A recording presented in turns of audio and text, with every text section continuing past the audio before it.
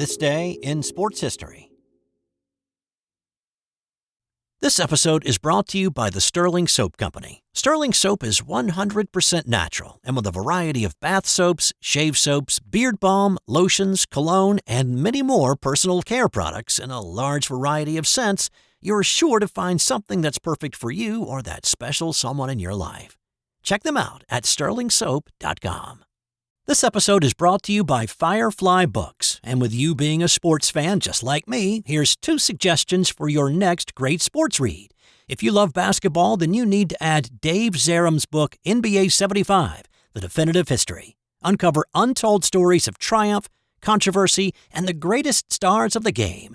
From the league's humble beginnings to its modern glory, it is a courtside seat to 75 years of NBA history. And if you're a golf fanatic, then you gotta check out Matt Adams' book, The Golf Round I'll Never Forget. I've used it as a reference in this podcast over the past year for lots of stories that I've done, and I can tell you from experiencing it, this is a great book. Relive 50 of golf's most memorable moments through the eyes of the legends themselves. It's the closest you'll ever get to walking the fairways with the greatest to ever play the game. Grab your copy of NBA 75 or The Golf Round I'll Never Forget, available from Firefly, wherever you get your books. It's August 18th, and on this day in 1922, Gene Sarazen won the PGA Championship, becoming the first to win the U.S. Open and the PGA in the same year. But he came really close to not being allowed to play to begin with. The PGA Championship was played at the notoriously difficult Oakmont that year. Of course, Oakmont was the host of this year's U.S. Open, and it once again played incredibly tough, with only the winner, J.J. Spaun, finishing under par. Well, this PGA Championship in 1922 was the first of what has become 13 major championships to be played at Oakmont. Sarazen was just a 20-year-old kid at this point, and maybe it was playing 149 holes in 5 days, or maybe it would come to him later in his career, but Sarazen became a critic of Oakmont. He made a comment once that Oakmont has all the charm of a sock to the face. Until 1958, the PGA Championship was a match play event. The first 2 rounds were 18-hole affairs played on Monday. After that, the field was pared down to 16 golfers, and each match was a 36-hole marathon after that. Defending champ Walter Hagen did not even make the trip for a couple of reasons. One, the talk of major golf tournaments wasn't really a thing yet, so there wasn't the prestige around the PGA like there is today. Second, Hagen could make a whole lot more money playing elsewhere, like high-stakes matches or paid-for exhibitions. But Hagen not being there actually helped out Sarazen. Now, credit to Shane Ryan, the host of the golf podcast Local Knowledge, for this tidbit. The players were supposed to check in by a certain time on Sunday, and if they didn't, well, they were disqualified. Sarazen was sitting in a local cafe in Ohio on Sunday afternoon when a golf fan who recognized him said, "Hey, Gino, aren't you supposed to be in Pennsylvania for that golf thing?" Well, whether he'd completely forgotten about it or lost track of time, it doesn't really matter, but he skedaddled pretty quickly, jumped on a Pittsburgh-bound moving train, and made it to the course well after check-in had closed. Now, by rule, he was supposed to be disqualified. But because the snappy, dressing, sweet-talking Hagen was not going to be there, they needed a little curb appeal to this event. With Sarazen, the newly minted U.S. Open champ, the PGA officials looked the other way and let him play. Grateful to be spared a humiliating train ride back, Sarazen got going Monday on the par 74 course with a pair of wins. He took his third-round 36-hole match with a commanding 9-7 performance, won in the quarters on Wednesday to advance to the semis to face Bobby Cruikshank. Now, he topped Cruikshank 3-2, and he faced off with Emmett French on this day in the final 36-hole match. Sarazen beat French 4-3 to become the first golfer to win both the U.S. Open and the PGA Championship in the same year. It has since been equaled by 4 other guys. Ben Hogan did it in '53, Jack Nicklaus did it in 1980, Tiger in 2000, he also added the British to that as well, and then Brooks Koepka in 2018 won both the US and the PGA Championship. So back in the 20s, the PGA Championship was a grueling test of golf for the guys who made it to the final pairing. When you consider now that guys typically play 72 holes in 4 days, 90 in 5 if there happens to be an 18-hole playoff, it is kind of interesting to learn that Sarazen played 149 holes out of a possible 180 in his 5 days. On this day in 1983, it was the resumption of the pine tar game. The first 8.5 innings of this infamous game were played back on July 24th, and if you are any sort of baseball fan, then you probably know exactly what happened on that day, but to recap real quickly, Kansas City Royals at New York. Yankees up 4-3 in the 8th when Royals third baseman George Brett came to the plate with 2 outs and a man on first. Brett hit a Goose Gossage fastball deep into the right field seats to give KC the 5-4 lead. But Yankees manager Billy Martin protested to umpire Tim McClellan that the pine tar on the bat exceeded the legal limit, going past the trademark or more than 18 inches up the bat. Now, the Yankees had been stung by this same rule 8 years earlier. Back in 1975, Yankee catcher Thurman Munson had been called out for the same rules infraction after getting an RBI single in a game against Minnesota. No change had been made to the rules, so they had a valid argument. The umpires called Brett out. Game over, Yankees win. And that's when Brett exploded out of the dugout, screaming, waving his arms, tobacco juice flying out of his mouth, needing to be physically restrained. Well, the Royals protested to the league office, and American League President Lee MacPhail said that Brett's bat did not violate the spirit of the rule. Therefore, the 2-run home run should count. He went on to say that the game needed to be resumed with 2 outs in the 8th, and the Royals leading 5-4. The two teams were not scheduled to face each other the rest of the season, so instead, August 18th was chosen since it was an off day for both teams. So, here we are. Well, obviously the Yankees were not happy. They had to open the ballpark for what would more than likely be a 4-out game. The Yankees were going to charge people $2.50 to see the ending, but after fan protests, a court ruled against that, and so the Yankees said anybody with a ticket stub from July 24th would be allowed in. The lineups were a little different. Brett was suspended for his outburst. Gaylord Perry was also suspended for the resumption because of his role trying to hide the bat, along with Royals manager Dick Hauser and coach Rocky Colavito. Yankees manager Billy Martin was in full protest mode, and he did not like the idea of this resumption of the game, obviously. He thought it was ludicrous and decided to heap on more ludicrousness. He put the left-handed Don Mattingly at second base. For the uninitiated, you would never put a left-handed person at second, short, or third because of the pivot that the player would have to make to throw the ball to first base. And he put pitcher Ron Guidry in center field.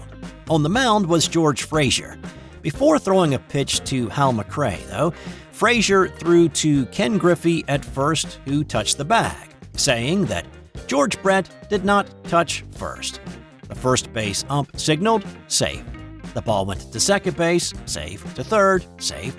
This was a new umpiring crew for the restart, but the league office had anticipated this maneuver by the Yankees and Martin. When Martin came out to protest, an affidavit signed by the original crew said that Brett and Washington had touched all the bags. Protest ended, game resumed. Frazier then proceeded to strike out Hal McRae for the third out.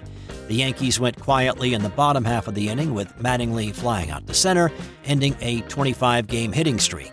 Roy Smalley flew out to left, and Oscar Gamble grounded out to second.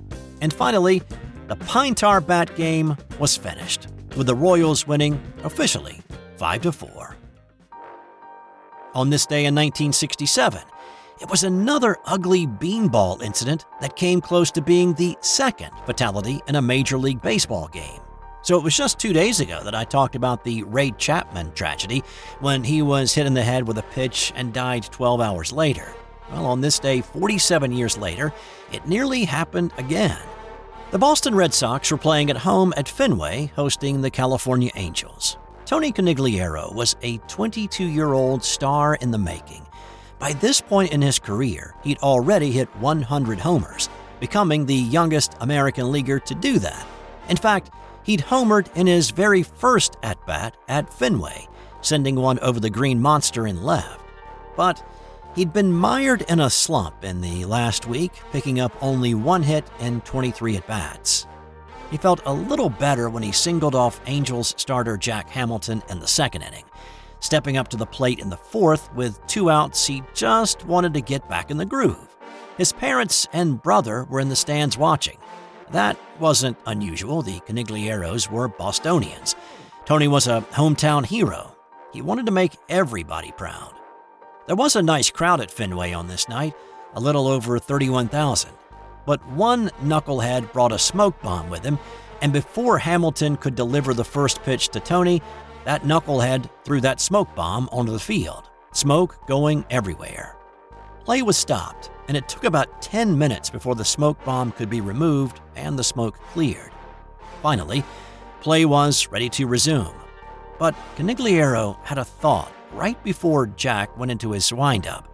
In that 10-minute span, Jack had not thrown a ball, hadn't kept his arm warm, hadn't thrown a couple of warm-up pitches prior to Tony stepping back into the box. Canigliaro thought to himself, I wonder if that delay caused his arm to stiffen. Hamilton delivered, and the ball sailed off target. Canigliaro saw it, tried to dodge it, but it looked like the ball was magnetized and Tony's head was made of metal, attracting it to him. He knew before it hit him that it was going to hurt. And it did. Hamilton's errant fastball hit Canigliaro's left cheekbone, dislocating his jaw and damaging his left eye. He crumpled to the dirt. He says he never lost consciousness, but kinda wishes he had. The pain was excruciating.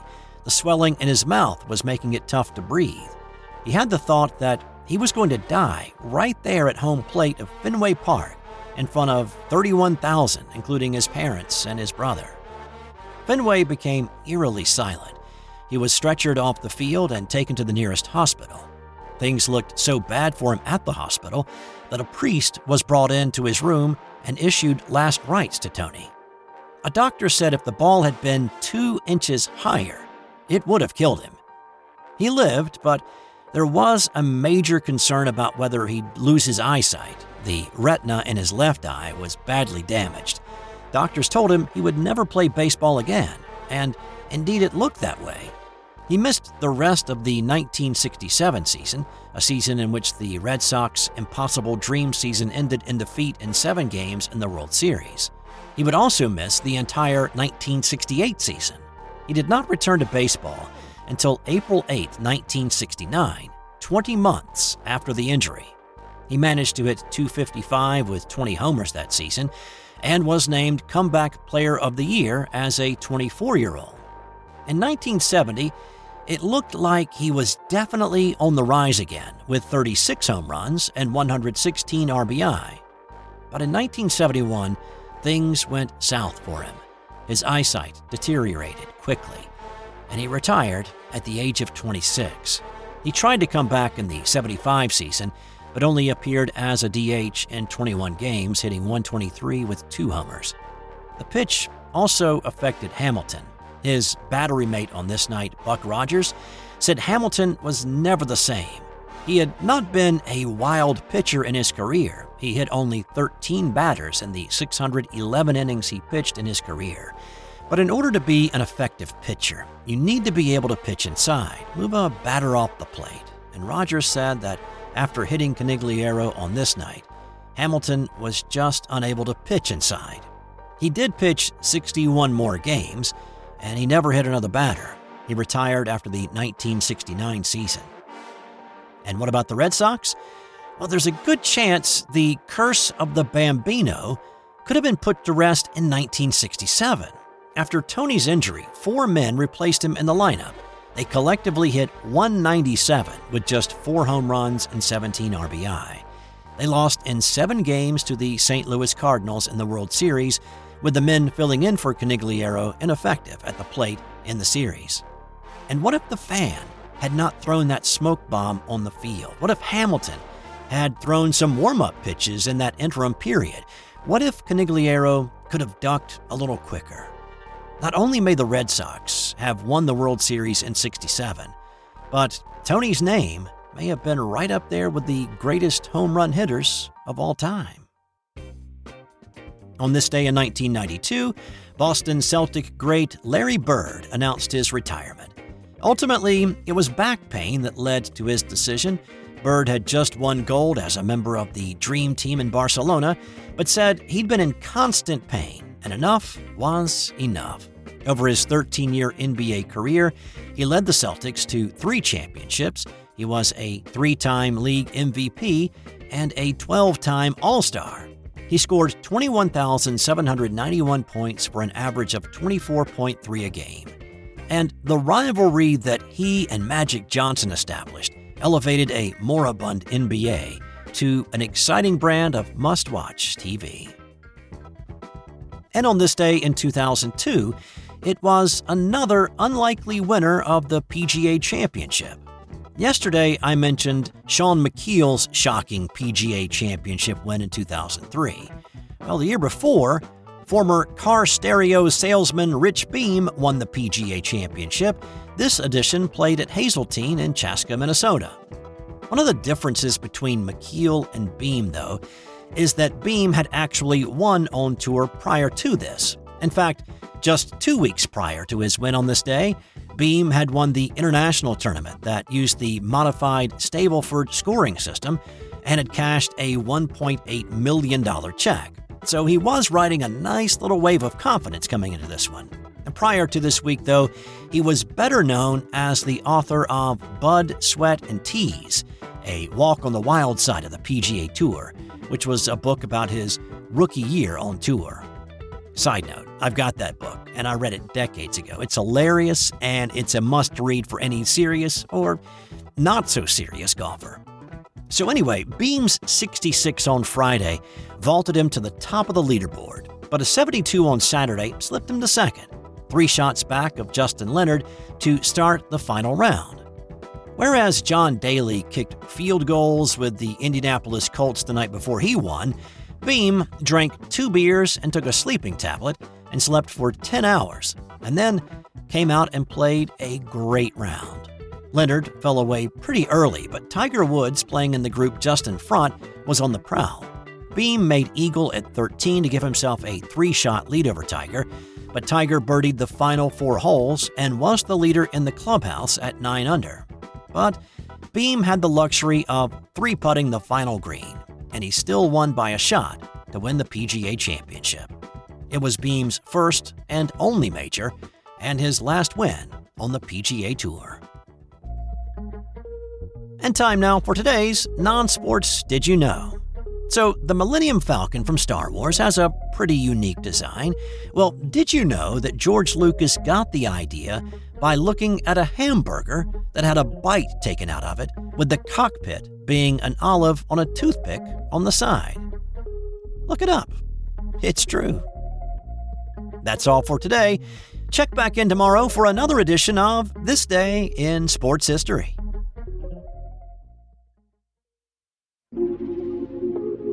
This has been an original Thrive Suite production.